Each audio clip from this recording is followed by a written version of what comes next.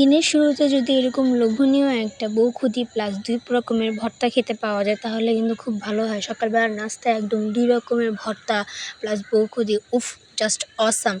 যাই হোক, আজকে হচ্ছে আমি বিক্রমপুরের স্টাইলে বউখুদি রান্না করেছি। যদিও আমি রান্নাটা পারতাম না, আমার ননাসের কাছ থেকে আমি শিখেছি। যদিও তার মতো এত পারফেক্ট হয়নি, এত পারফেক্টভাবে করতে পারিনি, তবুও যা হয়েছে আলহামদুলিল্লাহ ভালোই মজা হয়েছে। তো প্রথমে আমি এখানে একটা প্যানের মধ্যে সরিষার তেল নিয়ে নিয়েছি এবং এর মধ্যে কিছু পেঁয়াজ কুচি দিয়েছি এবং এটা হালকা বাদামি করে আমি ভেজে নেব। ভেজে নেওয়ার পর আমি এখানে আমার চাল ব্যবহার করব। এখানে আমি কোনো খুদের চালটা ব্যবহার করছি না, আমি আমাদের ভাত রান্না করার চালটাই ব্যবহার করব। আজকে যে বউখুদিটা রান্না করব, এই বউখুদি কিন্তু এটার স্পেশালিটি হচ্ছে খুব বেশি মশলা ব্যবহার করা হয় না। আমরা যে হলুদ গুঁড়া, মরিচ গুঁড়া এক্সেট্রা যে ব্যবহার করি সেগুলো যাবে না। অনেকভাবে রান্না করে আজকে বিক্রমপুর স্টাইলে ওনারা খুব বেশি মশলাটা দেয় না। শুধু এখানে আমি কোনো ধরনের কোনো মশলা দেবো না কেমন লাগছিল, তো ভাবলাম ঠিক আছে একটু আদা রসুনটা দিই। তো যাই হোক, এখানে আমার পেঁয়াজটা ব্রাউন কালার হয়ে যাওয়ার পর আমি এখানে চালগুলো দিয়ে নিলাম এবং চালগুলো খুব ভালো করে ভেজে নিচ্ছি। চালগুলো খুব ভালো করে ভাজবো এবং এর মধ্যে আমি একটু সামান্য পরিমাণে আদা রসুন বাটা দিয়ে তারপর হচ্ছে আমি আলু কুচি দেবো। এটাই হচ্ছে মেইন স্পেশাল আর কি, আমার স্পেশালিটি এক কথায়। তো আমি আলু কুচি খুব বেশি আমি আলু কুচি করব না, আলুগুলো আমি সামান্য কুচি করব, অত মোটাও না অত চিকন না, মিডিয়ামভাবে আর কি কুচিটা করব। যাই হোক, আমি এই যে আলু কুচি দিব, তার লবণ দিয়ে দিলাম। এখন আরেকটু ভেজে তারপর আমি আলু কুচি দিয়ে তারপরে পরিমাণ মতো আমি পানি দিব, খুব বেশিও না আবার কমও না। যারা আর কি একদম পাকা রাঁধুনি তারা ঠিকই বুঝবে যে পরিমাণটা কতটুকু হবে। তো যাই হোক, আমি এটা আর কি শিখেছি কতটুকু দিব, এটা আমি আগে থেকেই শিখে নিয়েছি। আমি বলছি না যে আমি একটা পাকা রাঁধুনি। তো এই যে আমি এখানে আলুগুলো দিয়ে নিলাম। আলুগুলো দেখেন আমার কিন্তু খুব মোটাও না আবার খুব চিকনও না, আমি এটা একদম পারফেক্ট করে কেটেছি, এভাবেই কাটতে হয়। এই যে আমি এখন আরেকটু নাড়াচাড়া দিয়ে তারপর হচ্ছে আমি এখানে পানি দিয়ে দেবো। পানিটা আমি আগে থেকে হালকা করে গরম করে রেখেছিলাম। গরম করে দেওয়ার পর আমি পানিগুলো আর কি দিয়ে দিব। পানি দেওয়ার পর আমি এটা ঢেকে দিই। আমি আগেই বলেছি পানিটা আমি একটু গরম করে রেখেছি, কারণ গরম পানিটা দিলে আর কি ভালো হয়।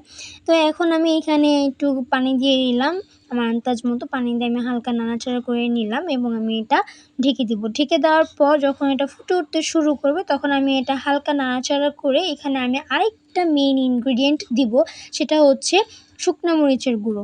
আমি এখানে কোনো কিন্তু কাঁচা মরিচ বা শুকনো মরিচের গুঁড়ো বা আস্ত শুকনো মরিচ ব্যবহার করিনি। প্রথমে আমি এই শুকনো মরিচটা ভেজে আলাদা করে গুঁড়ো করে রেখেছিলাম, যাতে কিনা এটা পরে দিব এবং এটা এভাবেই দিতে হয়, এটা পরবর্তীতে দিতে হয় যাতে কিনা স্মেলটা খুব ভালো আসে। এটাই হচ্ছে একটু স্পেশালিটি ভাবে রান্না করা আর কি। তো যাই হোক, আমি পরবর্তীতে যখন ফুটে উঠতে শুরু করি তখন আমি দিয়ে একটু দমে রেখে দিয়েছিলাম পানিটা শুকানোর জন্য এবং সিদ্ধ হওয়ার জন্য। এই দেখেন খুব সুন্দর করে আমার চালটাও সিদ্ধ হয়ে গেছে এবং এটার কালারটাও কিন্তু চেঞ্জ হয়ে গেছে। ভাজা শুকনো মরিচের গুঁড়ো দেওয়ার পরেই এটার কালারটা এরকম চেঞ্জ হয়ে গেছে। তো যাই হোক, আমার এই বউখুদিটা কিন্তু অলমোস্ট রেডি। এটা আমি সামান্য কিছু আর একটু দমে রাখবো, দমে রাখার পরেই বাস আমি এটা সার্ভ করে নিব। আমার বউখুদিটা রেডি।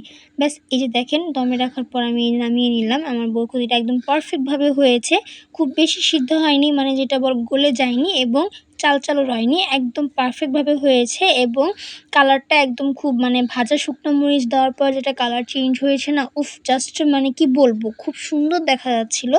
এখন আমি হচ্ছে এটাকে ২ রকমের ভর্তা দিয়ে খাবো। এই যে আমি এখানে কালিজিরা ভর্তা এবং শুটকি ভর্তা করেছি। এটা আমি আগেই করেছিলাম, এটা ভিডিওতে আমি দেখাইনি। যাই হোক, এখন আমি এটা পরিবেশন করে নিচ্ছিলাম, একটা প্লেটে আমি বেড়ে নিচ্ছিলাম এবং ২ পদের ভর্তা দিয়ে মজা করে খাবো এবং এটা যথেষ্ট মজা হয়েছে, আলহামদুলিল্লাহ অনেক মজা হয়েছে এটা খেতে। আজকে আমি একদম পারফেক্টলি রান্না করতে পেরেছি। যাই হোক, এই যে আমার বউখুদিটা রেডি, আমি এখানে ভর্তা নিয়ে নিয়েছিলাম, খাবো।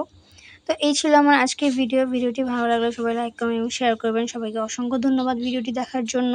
যারা চ্যানেলটি থেকে দেখছেন ইউটিউব চ্যানেল থেকে তারা অবশ্যই চ্যানেলটি সাবস্ক্রাইব করবেন এবং যারা ফেসবুক পেজ থেকে দেখছেন তারা অবশ্যই আমার পেজটিকে ফলো দিয়ে রাখবেন। সবাইকে অসংখ্য ধন্যবাদ। আল্লাহ হাফেজ। Bye bye.